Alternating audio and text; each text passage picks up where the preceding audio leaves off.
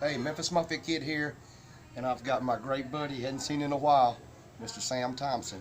And we're going to ask Sam a few questions, and hopefully he may tell a story or so for you. You never know. So, but Sam, one of the questions that I've had come in about, and the reason I like to do this is I've had a lot of questions come in about Sam, and rather than me try to answer them, I've got the man himself to answer them. So one of the first questions come in, Sam, is when did you start working for Elvis, and how did that kind of take place? Well, you know, I met Elvis in '72, right after Linda did. My sister Linda Thompson was Miss Tennessee, and she was dating Elvis, and I was a patrolman. Love her to death. And we love you guys. And you know, I was a patrolman with the sheriff's department in Memphis, and of course Elvis knew the sheriff and everybody else. And Linda called one night and said, you know, Elvis wanted to meet me because he liked cops. So I actually had to go to work the next morning. Had a 5 a.m. roll call. And as you know, Elvis stayed up all night long and slept during the day.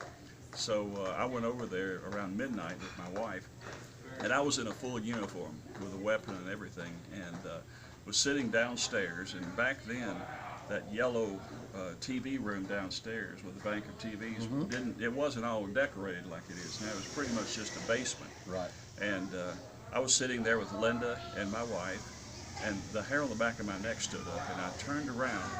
It was about 1 o'clock in the morning, and there stood Elvis in the doorway, and he was in a karate gi because he'd been practicing.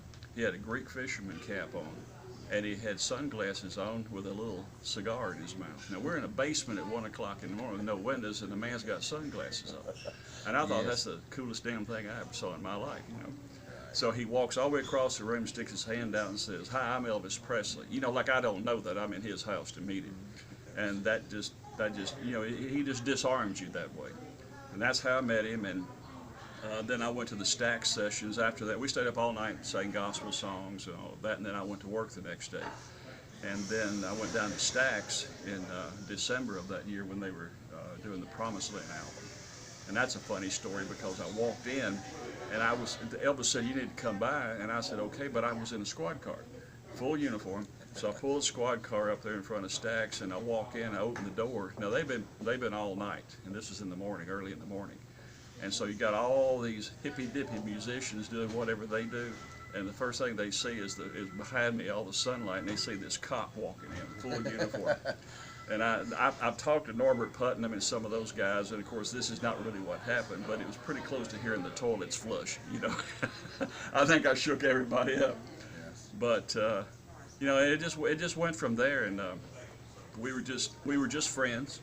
I got hurt in an accident at the jail in March of '73, and he sent Red West to the hospital with a check, you know, to cover my medical bills. And I remember telling Red, I was in traction, and I said, "Red, you know, I got hurt on the job, so everything is paid for." And he said, "Well, I'm not taking this back to Elvis, because you know, Elvis never took anything back when it was a gift."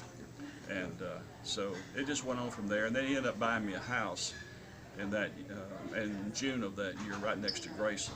And he ended up buying my mother and father a house, bought my sister a house, and of course we were living right there, sort of a quadrangle with his dad, you know, right behind Graceland. Man, we were family. Right, we were just family. And I wasn't working for him, but I was going on a lot of tours with Red and Sonny West and Dick Grove and Dave Hebler a little bit later, and just hanging out, you know, and helping with the security, you know, because I always carried a weapon.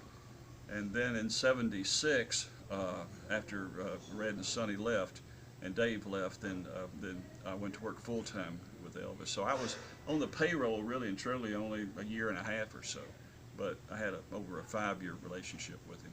We had some great, wonderful memories. We sure did. Yeah, it was wonderful. Well, is there anything else you might like to share, or something? Well, you know, just the fact that short story. Well, we're here in Toledo. Toledo, listen to me. Tupelo. What time is it? It's been a long day. It has been a long day. We're in Tupelo, Mississippi, and we're here at the Ultimate Contest, and I was one of the judges, and Danny was here, and so we just took this opportunity to do this and record a little something for the fans, but that's what we're here for.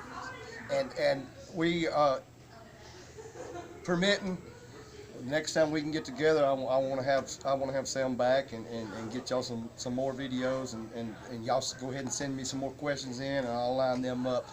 But Sam, hey, look, I really appreciate you doing this. Absolutely.